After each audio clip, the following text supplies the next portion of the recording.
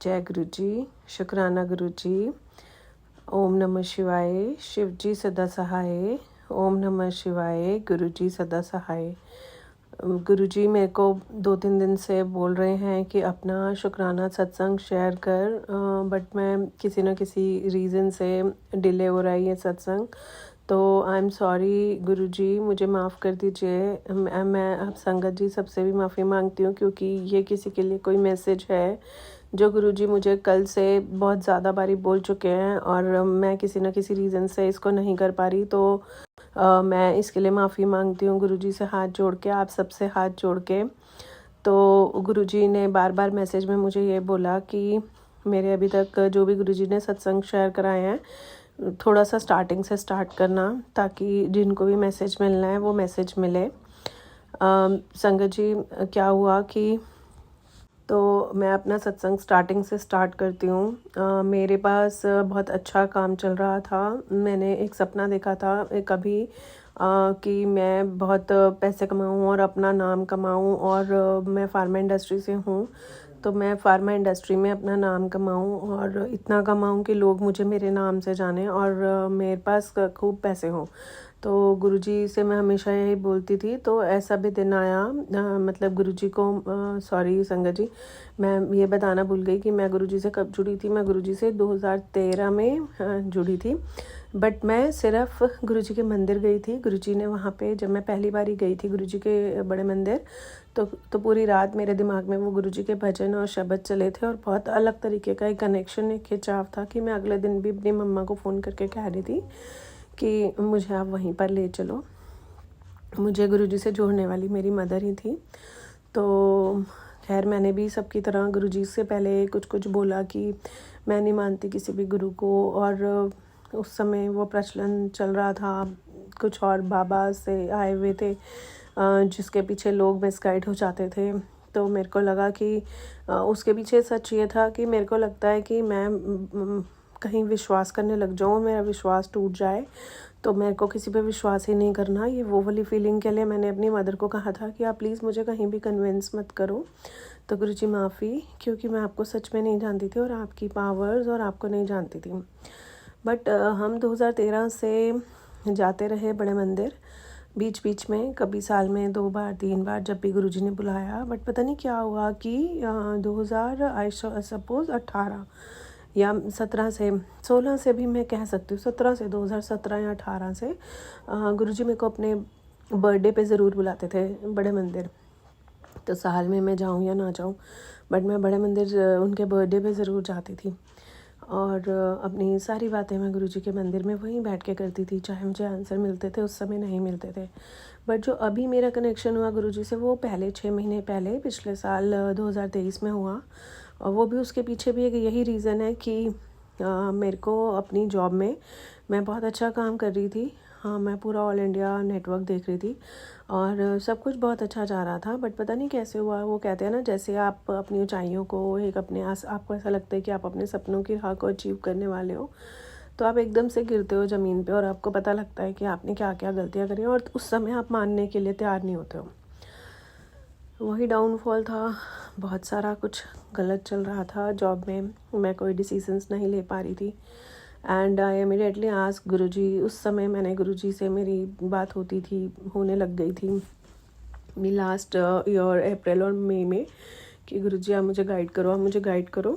तो फिर मेरे को लगा कि गुरुजी, जब मैं प्रॉब्लम में होती हूँ उस समय तो आपका कोई आंसर नहीं आता, क्योंकि ना मैं यूट्यूब, ना मेरे को फेसबुक के कोई ऐसे मैसेजेस या मैसेंजर का कोई आइडिया नहीं होता था। तो मैंने ऐसे गुरुजी को एक दिन कहा कि गुरुजी, आपके तो आंसर्स ही इतना लेट आते हैं, तो मुझे तो कोई ऐसा पर्सन चाहिए जो मुझे कम से कम कुछ बताए तो कि मेरी ये प्रॉब्लम है, मुझे क्या करना है, तो मुझे क्या डिसीजंस लेने हैं।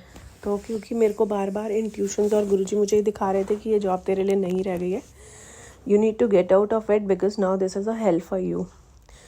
तो फिर भी मैं ये मान रही थी कि क्योंकि मेरे को वहीं के किसी पर्सन ने मिसगाइड करके, मिसकंसेप्चुअल वे में, एक किसी पंडित के थ्रू मिलवा के उनसे बुलवाया था कि ये जॉब तेरे लिए ब्लेसिंग्स हैं, और तूने बहुत आगे बढ़ना, और मल्टीफोल्ड्स में तेरी यहाँ पे इनकम बढ़ेगी, और तेरे साथ ऐसा होगा वैसा होगा।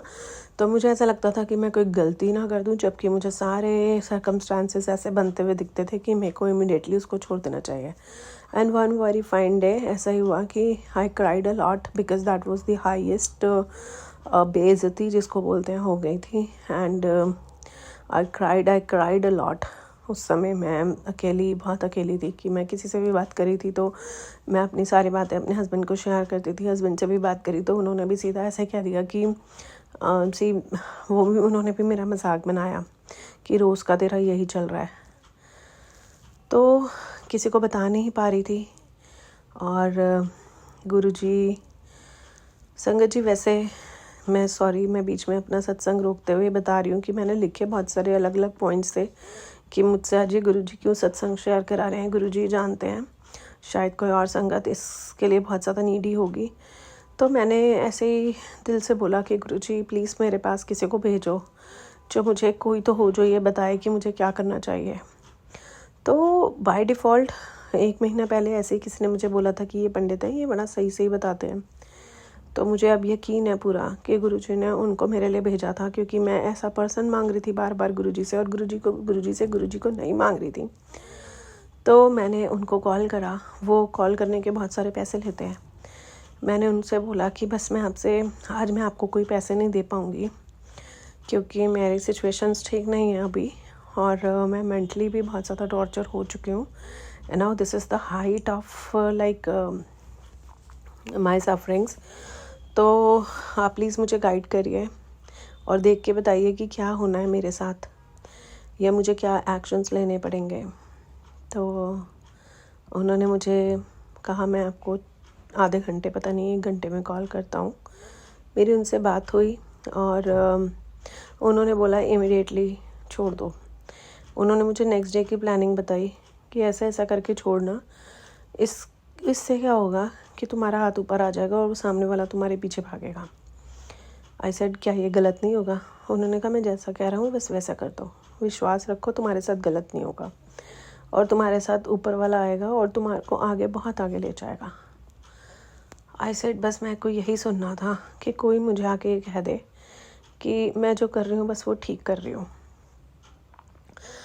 That was a very painful day of my life. फिर मैं घर आती हूँ। मैंने अपने हस्बैंड को बोला ना, मेरे को हर हालत में ये जॉब अब नहीं चाहिए, एंड प्लीज़ मेरी लाइफ में आप इंटरफेयर मत करना कि ये कहते हुए हमेशा आप कन्विंस कर लेते हो नहीं तू कर, it is okay, it is good for you, तो आप इस बार ही मत बोलना। एंड पता नहीं क्या हुआ कि उस दिन उन्होंने बोला हाँ ठीक है, मैं तेरे डिसीज़न के साथ हूँ।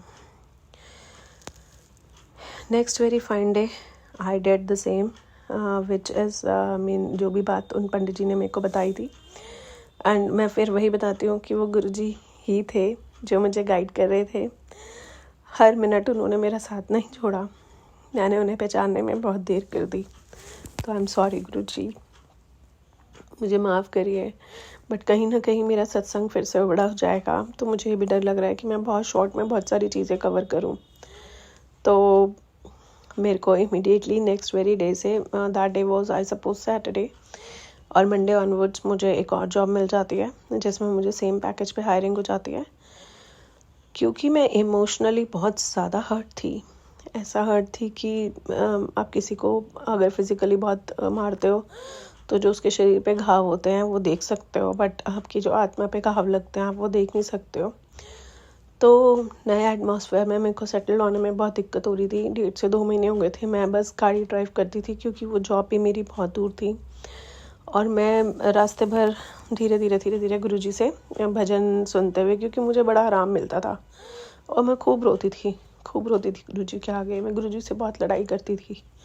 मैं बहुत परेशान हो गई थी उस समय, और गलती थी मेरी, बहुत ज़्यादा गलती थी, बट गुरुजी ने मेरे को बहुत संभाल के रखा। उस समय गुरुजी ने मुझे काफ़ी सारे लोगों से मैसेज दिलवाया that this is not the good time to think negative. और पहले मुझे उन्होंने 1 महीने तक सब्र करवाया कि तू 1 महीना रुक और उसके बाद मैं सब ठीक कर दूंगा। जैसे छोटे बच्चे को टॉफ़ी दे के मनाते हैं ना, तो बिल्कुल उन्होंने मेरे को वैसे ही संभाला। और फिर उन्होंने मुझे कहा कि अभी रुक जा बेटा, जिसने भी तेरे साथ बुरा करा है ना, पता नहीं टेलीपैथी से होती थी या किसी ना किसी के थ्रू वो बुलवा दे रहे होते थे, क्योंकि उस समय भी मैं मैसेजेस नहीं पढ़ती थी। बट मुझे ना गुरुजी का साथ ना बहुत अच्छा लगने लगा।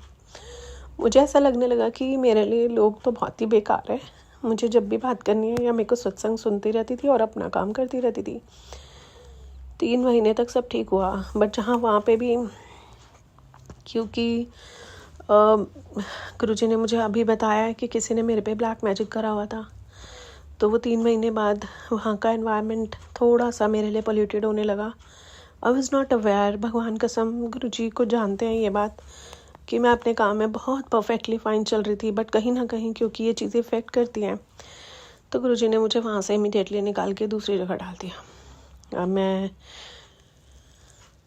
उसके पीछे भी एक बहुत बड़ा सत्संग है, मैं शेयर कर चुकी हूँ। मैनुअली सबके साथ शेयर करा है, यूट्यूब पे भी नहीं करा है, वो भी करूँगी। मेरा सत्संग बड़ा हो जाएगा तो सबके लिए दिक्कत हो जाएगी, बिकॉज़ लोग नहीं सुन पाते हैं बड़े सत्संग को। बट फिर क्या हुआ कि उधर मेरे को काफ़ी गुरुजी ने बहुत संभाल के रखा, बहुत पेशेंस से रखा। अच्छा नाम भी होने लगा। जैसे मेरा नाम होने लगता है वहाँ पे मेरे पता नहीं क्यों क्या हो जाता है कि चेंजेस आने की सिचुएशन बन जाती है। सबसे बढ़िया बात यह है कि इस चीज़ को मैं अपने घर के अंदर किसी को भी नहीं बता पा रही होती हूँ कि क्या रीज़न्स हैं। बट मैं शांत होकर एक साइड पे खड़े होकर देखना अब क्योंकि अब गुरुजी से कनेक्टिविटी उस दौरान मेरी बनने लग गई थी।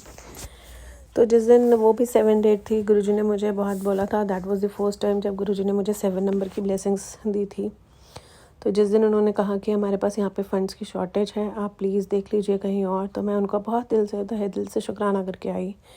मतलब ये बताना चाह रही हूँ संगत जी, 3 महीने पहले भी मैंने एक जॉब को रिज़ाइन करा था, बट वहाँ पे बहुत पेनफुल स्थिति थी।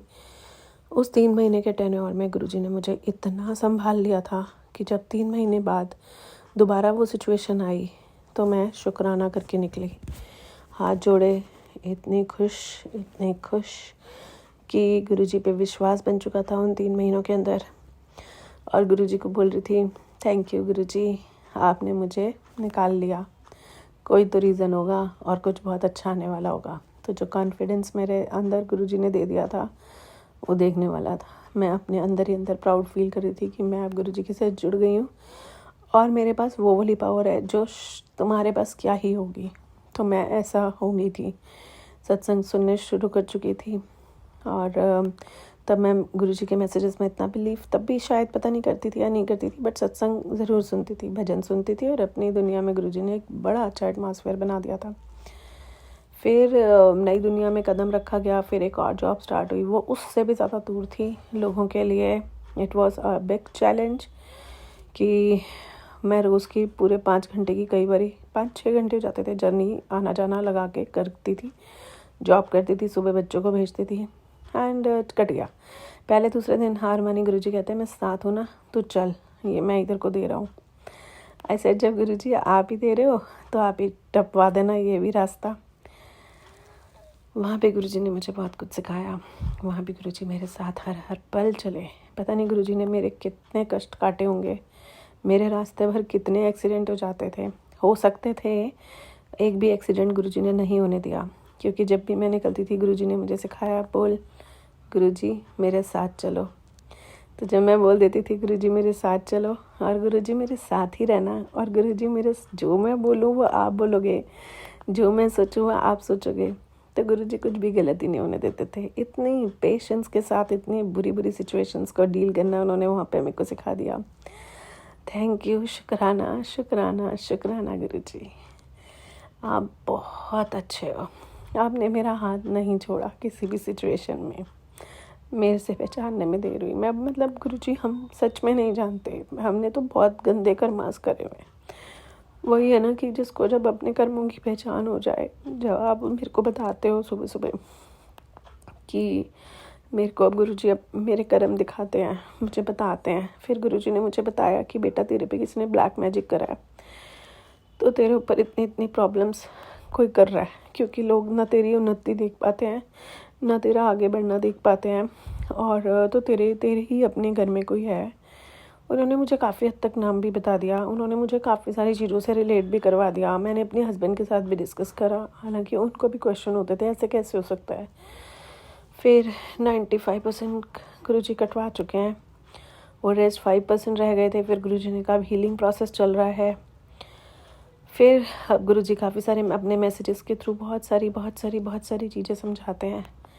शुक्राना शुक्राना शुक्राना, गुरुजी मुझे गुरुपा बोलने के लिए बुलवा चुके हैं। अब मैं गुरुजी को गुरुपा भी बोलती हूँ बहुत प्यार से। लेकिन गुरुजी खाली मेरे पिताजी नहीं हैं, वो मेरे लिए बहुत कुछ है। कभी वो जब मैं उनके लिए सुबह सुबह जब वो अपनी चूड़ी बनवा रहे होते हैं तो जो मेरे अंदर भाव होता है वो ये होता है कि जैसे किसी छोटे बच्चे के लिए बनाते हैं। और जब मुझे बहुत प्यार आता है तो मैं कहती हूँ Guruji I want to hug you. जब मेरे को बहुत गुरुजी से मिलने का मन होता है तो मैं गुरुजी को बोलती हूँ गुरुजी मेरे को आपके चरणों में अपना सर रख के रोने दो, मुझे इतना रोने दो कि मैं अब मेरे आंसुओं से आपके पैर धुलें। इतने गंदे कर्म हम लोग करते हैं यहाँ पे, तो आप हमारे को इस कीचड़ से निकाल दो मेरे को। थैंक यू गुरुजी, आपने मेरे को इतना दिया इतना दिया इतना दिया। शुक्राना, आपने मेरे बच्चों को ब्लेस किया, मेरे बेटे को गुरुजी ने अपने साथ जोड़ा। इसके लिए भी एक सत्संग है, अभी रोज़ सत्संग शेयर करूँ तो बहुत बहुत बहुत ब्लेसिंग्स हैं। अभी मेरे को नहीं पता, गुरुजी कह रहे हैं कि बस मेरे को यहीं बंद करना है, अपना सत्संग विराम लेना है। तो गुरुजी आज्ञा लेती हूँ, बहुत जल्दी अपने अगले सत्संग के साथ जो गुरुजी बुलवाएंगे। लिखा बहुत कुछ था बट उसमें से गुरुजी ने मुझसे कुछ भी नहीं बुलवाया, वो शायद नेक्स्ट टाइम के लिए होगा। शुक्राना गुरुजी, शुक्राना गुरुपा, शुक्राना मेरी यह अंतिम सांस, शुक्राना मेरे हर पल, शुक्राना शुक्राना शुक्राना। ओम नमः शिवाय, शिव जी सदा सहाय। ओम नमः शिवाय, गुरु जी सदा सहाय। जय गुरु जी, शुक्राना गुरु जी।